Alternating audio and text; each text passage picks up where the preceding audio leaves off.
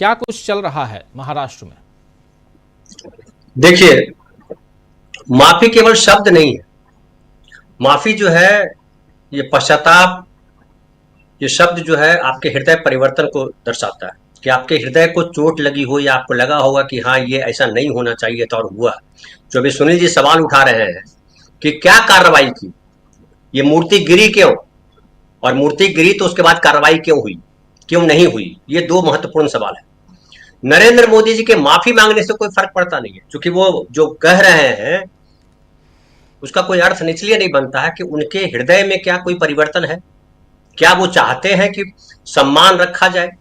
शिवाजी के सम्मान को बचाए रखने के लिए उन्होंने क्या किया? शिवसेना को तोड़ा या अजित पवार को तोड़ा, वो राजनीतिक लड़ाई है, उसमें नहीं पड़ना चाहिए। चलिए, वो उसको मान लिया जाए कि अब राजनीति कर रहे हैं आप। लेकिन जब शिवाजी की मूर्ति टूट जाती है, जब महिलाओं के जो सवाल आते हैं उस पर आप जो है देखने लगते हैं कि आपको राजनीति दिखने लगती है, जब गरीबों के सवाल पे राजनीति दिखने लगती है, जब आरक्षण में आप राजनीति देखने लगते हैं, जब अस्पताल में राजनीति देखने लगते हैं, तो चिंता होती है। आप प्रधानमंत्री हो, प्रधानमंत्री के लिए क्या है? प्रधानमंत्री के लिए सब बराबर है। प्रधानमंत्री के लिए चुनाव इंपॉर्टेंट नहीं है। ये जो लोग मीडिया पे बड़ा तारीफ करते घूमते हैं कि ऐसा प्रधानमंत्री आज तक देखा नहीं, राहुल गांधी तो है नहीं उनके मुकाबले, ये 24 घंटे इलेक्शन के मूड में रहते हैं। ये बुरी बात है। प्रधानमंत्री इलेक्शन के मूड वाला नहीं चाहिए। प्रधानमंत्री को होना चाहिए कि संविधान के अनुसार देश चल रहा है या नहीं चल रहा है। किसी प्रदेश में, किसी देश के हिस्से में कोई आदमी परेशान तो नहीं है, उसकी समस्या का समाधान नहीं हो रहा, ऐसा तो नहीं है, कोई बदमाशी तो नहीं कर रहा है हमारे राज्य में, ये चिंता होनी चाहिए प्रधानमंत्री। लेकिन प्रधानमंत्री जो है महाराष्ट्र आते हैं तो वहां से संबंध जोड़ते हैं, महाराष्ट्र से मेरा पुराना संबंध है। अब शिवाजी जो है महाराष्ट्र के लिए वो एक नेता केवल नहीं है, वो न सावरकर है और न वो गांधी केवल है, वो देवता की तरह माने जाते हैं महाराष्ट्र में। मराठी अस्मिता से जुड़े हुए हैं शिवाजी महाराज।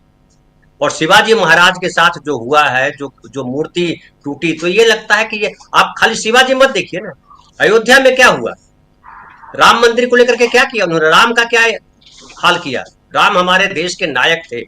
हम जब हिंदू की ही बात करें तो हिंदुओं के नायक माने जाते हैं, हालांकि भारत के नायक माने जाते हैं राम। उनके साथ क्या किया? तो इनकी माफी का कोई अर्थ नहीं है। और मुझे लगता है माफी इस देश, इसकी जनता, तो इस महाराष्ट्र की जनता जो है माफी देने वाली भी नहीं। चूंकि भ्रष्टाचार का सवाल हो या जो है नौकरी देने का सवाल हो या किसानों के सवाल हो, तमाम सवालों पर प्रधानमंत्री ने झूठ बोला। और मणिपुर की घटना इतना बड़ा दाग है जिसको प्रधानमंत्री का संघ भी चाहे तो धो नहीं सकता है। बहुत बड़ा दाग है, ये हमारी संस्कृति पे दाग।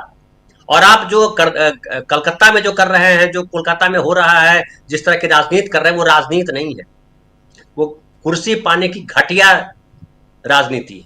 और महाराष्ट्र में भी वही किया उन्होंने। आप याद कीजिए, वाजपेयी जी को याद कीजिए, वाजपेयी जी की सरकार एक वोट से गिर गई थी।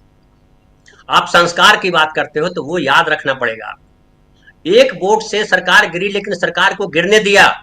उन्होंने कहा कि हम ऐसी चीजों को चिमटे से भी छूना पसंद नहीं करेंगे। वो भारतीयता है, वो भारतीय संस्कृति है, वो राजनीति का वो धवल पक्ष है। लेकिन आपने क्या किया? आपने खुलेआम किसानों के खिलाफ, ये जो किसानों के खिलाफ बोल रही है ये कंगना रनावत, कंगना रनावत की क्या हैसियत है बोलने की? कौन है ये कंगना रनावत? क्यों बोल रही है? बुलवार है, बोल नहीं रही है। वो सांसद नहीं, सांसद की हैसियत क्या है प्रधानमंत्री के सामने? सर, मोदी जी के सामने किसकी हैसियत है? अभी इस्तीफा लिखवा लेंगे, मोदी जी घर चली जाएगी उठाती। वो खुद बोलती हैं प्रधानमंत्री बुलवार है, वो चाह रहे हैं कि प्रधानमंत्री ऐसे बयान दे, जाति गणना के खिलाफ बोल रही है। ये आरएसएस का पुराना नजरिया है, बीजेपी का पुराना नजरिया है। वो छोटे मोटे नेताओं से बयान दिलवा देते हैं और वो अपने मैसेज, अपने कोर वोटर को मैसेज दे देते हैं कि देखो हम यही करने वाले हैं। बाद में फिर बोलेंगे अरे यार वो तो प्रधानमंत्री से थोड़े बोलते हैं, देखो उसने बोला ना ऐसा, हम उसी नीति पे चलने वाले हैं, उसी रीत पे चलने वाले, उसी राह पे चलने वाले हैं।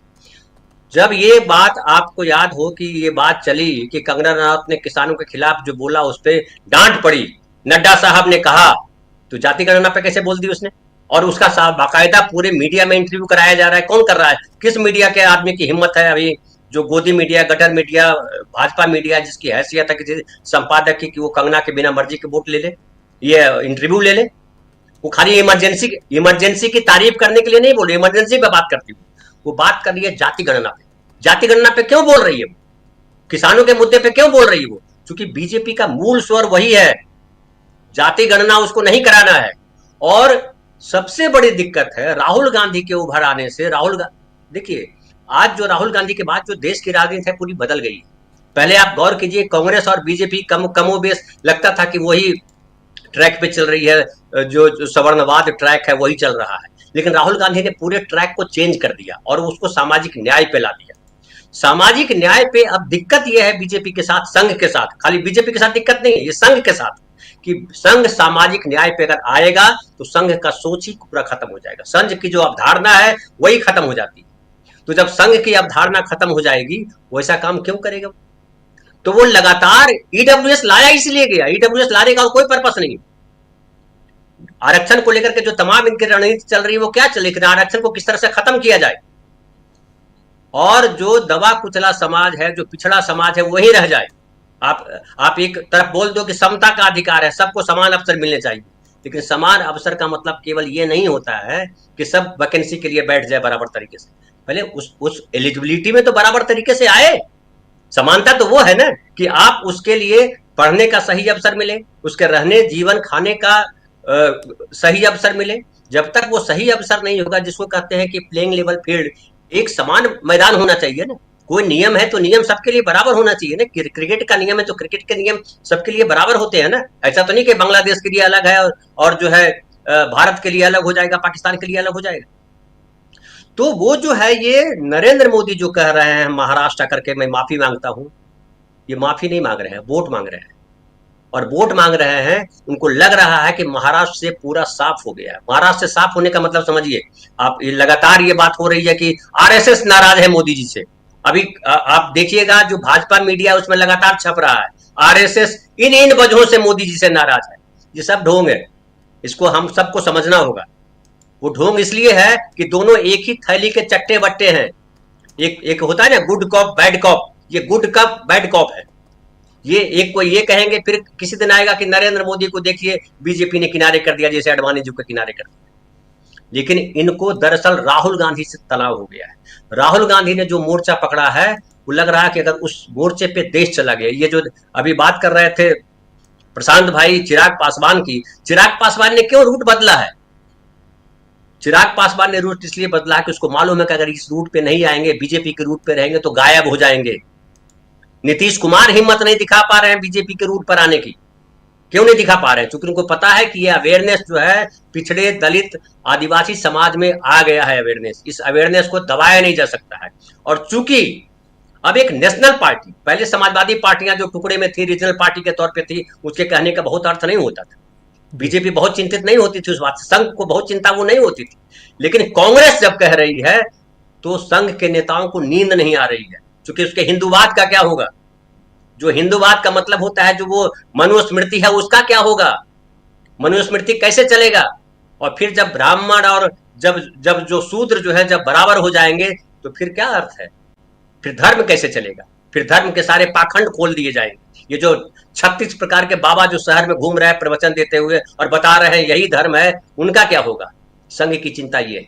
फिर मंदिर का क्या होगा? संघ की चिंता ये है। और इसलिए इसमें देखिएगा मुसलमान भी साथ आ जाएंगे। मुस्लिम ये जो लोग हैं, जो पोंगापंथी लोग हैं, वो भी इनके साथ जुड़ेंगे। आप याद कीजिए आजादी के पहले का समय, ये तमाम धर्म के नाम पर पाखंड करने वाले लोग इकट्ठा हो जाएंगे संघ में। देखिएगा संघ और ये लोग मिलने लगेंगे। दिक्कत है ये कि दोनों में से कोई नहीं चाहता, कोई धर्म वाला नहीं चाहता सामाजिक न्याय, कोई धर्म वाला नहीं चाह रहा है कि महिलाओं के साथ बराबरी का व्यवहार किया जाए। ये दिक्कत है और ये तमाम समाजों में, भारत के तमाम समाजों में दिक्कत है। और इससे लड़ाई लड़ना राहुल गांधी के लिए एक दिन की बात नहीं है।